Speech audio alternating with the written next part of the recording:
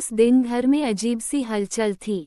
Mummy सुबह से ही रसोई में लगी थी और पापा बार बार घड़ी देख रहे थे। पता चला कि पापा के बचपन के दोस्त अपने बेटे के साथ कुछ दिनों के लिए हमारे घर रहने आ रहे हैं। शाम होते होते दरवाजे पर दस्तक हुई। दरवाजा खुला और सामने खड़ा था सौरभ। सादा कपड़े, शांत चेहरा और आंखों में गहराई। पहली नज़र में वो आम मेहमानों जैसा नहीं लगा। उसने मुस्कुराकर नमस्ते किया और तभी दिल ने कुछ अजीब सा महसूस किया। शुरुआत में हमारी बातें बस औपचारिक थीं। चाय पीजिए, खाना तैयार है, आराम से रहिए। लेकिन सौरभ का स्वभाव बहुत सादा था।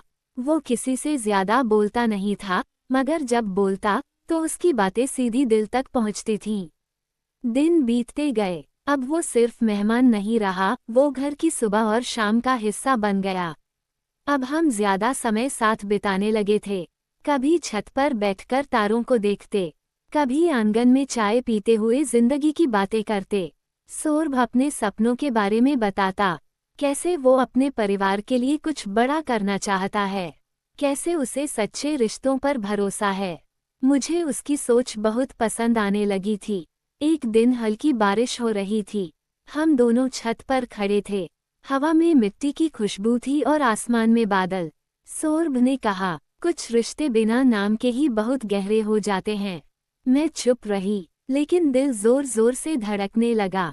अब हमें एहसास हो चुका था, ये सिर्फ दोस्ती नहीं थी, ये प्यार था जो चुपचाप दिल में जगह बना चुका था।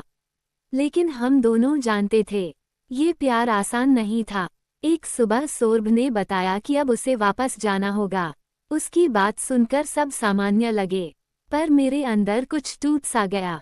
विदाई के दिन घर वही था, लोग वही थे, लेकिन माहौल भारी था। जाते जाते सौरभ ने कहा, कुछ लोग दूर चले जाते हैं, लेकिन दिल में हमेशा पास रहते हैं। उसके जाने के बाद घर सूना सूना लगने लगा। छत, आंगन, बारिश, सब कुछ उसकी याद दिलाता था। दिन बीतते गए। एक दिन अचानक एक पत्र आया।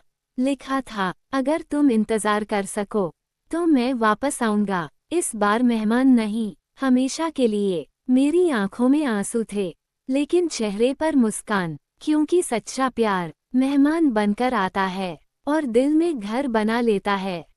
सौरभ के जाने के बाद बात सिर्फ यादों तक सीमित नहीं रही।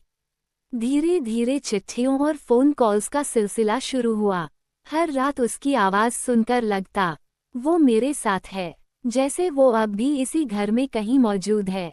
वो अपने काम की परेशानियां बताता और मैं घर की छोटी छोटी बातें। दूरी थी, लेकिन दिलों के बीच कोई फासला नहीं था। कभी कभी डर लगता, क्या ये इंतज़ार सच में पूरा होगा।